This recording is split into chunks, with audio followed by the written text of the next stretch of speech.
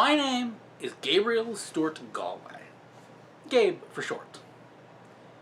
My nicknames are Pleeps and the Awesome King. And this is Self-Reflection.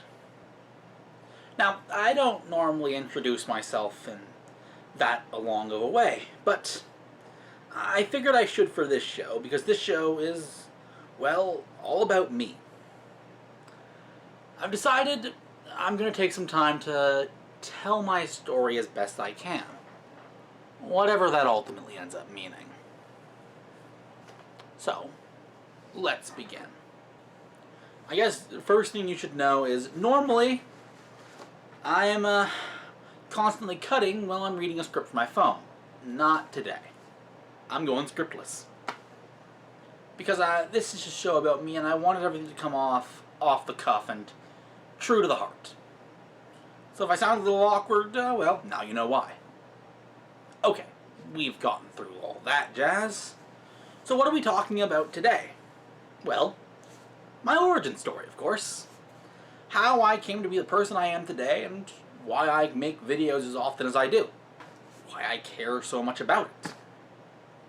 So, I guess we should go all the way back to the beginning. No, I mean, that is the beginning of my life, but not that far back.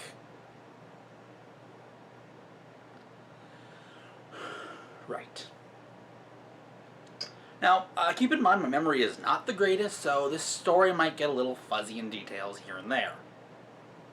Now, I was weird. I am weird. In fact, I relish my being weird. But, as you may know, in elementary school, children can be kind of rude. That's important to this story. Okay. So, I had a best friend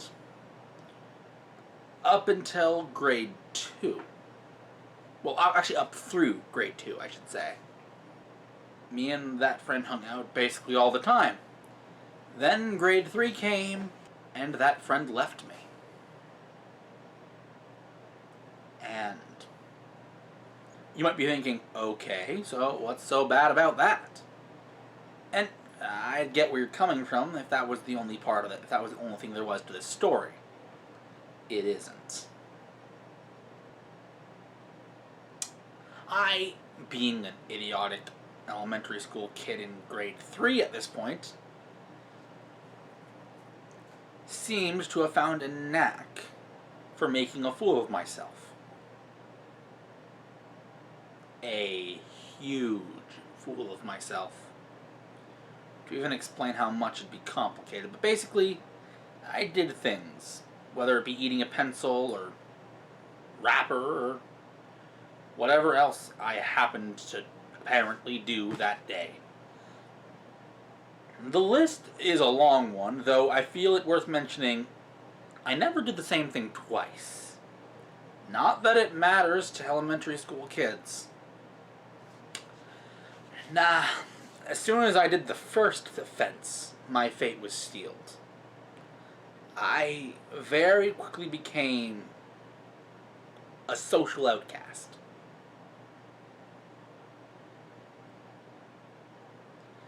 A pariah, if you will. Basically, it got to the point where it seemed the only people who would talk to me were either those who were dared to, or those who felt some level of pity towards me. As you can imagine, it hurt. But it got worse. It got extremely worse. Or at least it was extremely worse. Not only was I being ignored, anything I'd even touched was considered contaminated, and was to be either not touched at all, or battened down with 1,000,000 pounds of moisturizer. I was ignored. I was basically, as you can imagine, a kid who was all alone with no friends or no one in his corner. I was miserable. I was unbelievably miserable. Of course I was. And the misery got to a point where I felt like I had no one left to turn towards. I felt alone. And there were times where I thought horrible things. And I suspect, if not for certain, that there is a good chance I may have acted on those thoughts. I have no witty joke, and the editor doesn't either. There's no way to make this funny or lighthearted. Kids can be cruel, and they're too young to realize their cruelness has an effect on people. That's something I took to heart. So, what happened? I don't feel that way anymore, right? And no, I don't. I now have friends who I am super close to and people I can count on. But I didn't back then. But, and I guess for 3 years, more or less, that was my life. Heck, that best friend I was talking about was my only friend for a while, so even before that I was pretty miserable. So, for those 3 years, though, I had nobody. And, well, I guess silver lining, I developed skills. I started to observe people. I got a knack for certain pattern recognition. So, I guess I got something out of it. Not that I think it was worth it. So, what happened? How am I still around today? This is the important part of the story, after all. Well, because I had no friends and no one to talk to, I took to doing one thing when I got home from school. Well, crying in a pillow. But after that, I would watch YouTube videos. Yeah, I know. What a story. But it did. That's what I did. And ultimately, it was just a way to mindlessly pass the time. At first. So, naturally, being a little kid who loved video games, I eventually managed somehow to go from music video parodies to video game walkthroughs. And I'm sure you can imagine how I managed to go from there pretty easily to Let's Plays. It's important. If you don't know, it's basically people playing video games and talking at you, and it's a whole thing.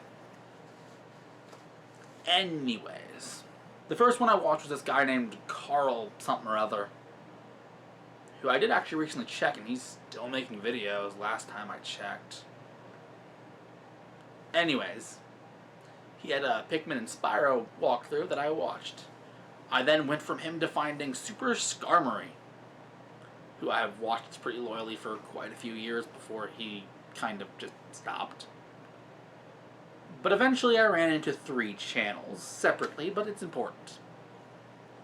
The Super Mario Galaxy 2 Let's Play by NintendoCapriSun, the Wind Waker LP by chuggaaconroy, and a bunch of Mario ROM hack videos by Proton Jon. Now, if you're at all familiar with Let's Plays at all, you know where this story is going. The Runaway Guys. This group's existence is ultimately what I attribute to saving my life. So, I owe these guys a lot. Specifically, I had managed to run into their channel by happenstance, of course. Like, I hadn't even watched any of their videos anywhere close to it. And this is before I had a YouTube account of my own, so I just reacted. So I was just seeing these videos pop up, and I'd click on them and watch them. And then, now,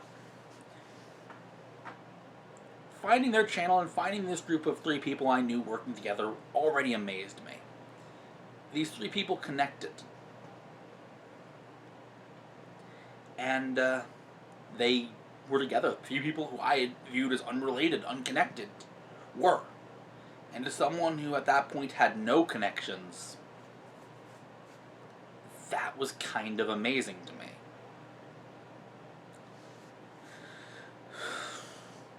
But that's not where my mind got blown. That's not the moment I attribute to saving my life. No. That happened a little later. During one of their early Mario Party 1 videos, I think it was Mario Party 1, there was a moment where chuggaaconroy said, "Suck it, Slim," referencing SlimKirby, whose Mario Party videos I had also watched at this point. And that line, that acknowledgement of someone else, blew my mind. It becomes impossible to really to explain to someone who has no idea my mindset at the time what that connection meant to me. But in my head, up to this point, all these YouTube videos I was watching were unrelated. They were unconnected. They were just some guy in the basement doing whatever they felt like. Sometimes groups would meet up and be that thing.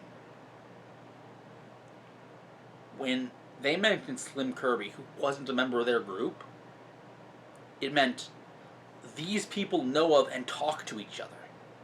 At least that's what it meant to my little mind at the time. And suddenly, in these YouTubers, in these Let's Players, I found something I strived for. The one thing I've wanted my entire life but could never quite find. Community. No, not that. Though it is a fairly good show. Totally should watch it. A place to belong. People who acknowledge and respect you. Somehow, they had that. Or at least, that's what I felt at the time. Admittedly, had I been a little smarter and dug deeper at the time, I would have realized the Runaway Guys wasn't exactly that just because they mentioned another YouTuber. Although, I am happy to say that in recent years, thanks to their Runaway Guy Coliseum event, they actually have become that. As a little aside. And, well, from that point on, I kind of made a decision. I was going to make videos and join that community. That was what my little mind decided. And that's what I set out on doing. Even making some rather cringy videos that are not worth even talking about. Ugh. You can't find them no matter how hard you look. I've deleted them.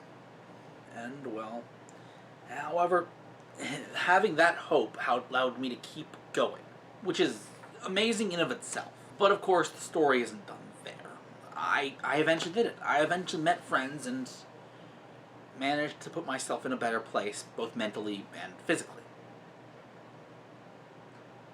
So, why do I still do this? Because I kind of hope in my own way to give others the same sense of community that I longed for all those years ago. And if I can do that for just one person, I'm extremely happy. And there you have it. That's my origin story. Basically, in a nutshell, every single thing that makes me me. Thank you for watching Self-Reflection. I hope you enjoyed this video. I know it's not what I usually upload. Forgive me. But if you did like this video, leave it a like.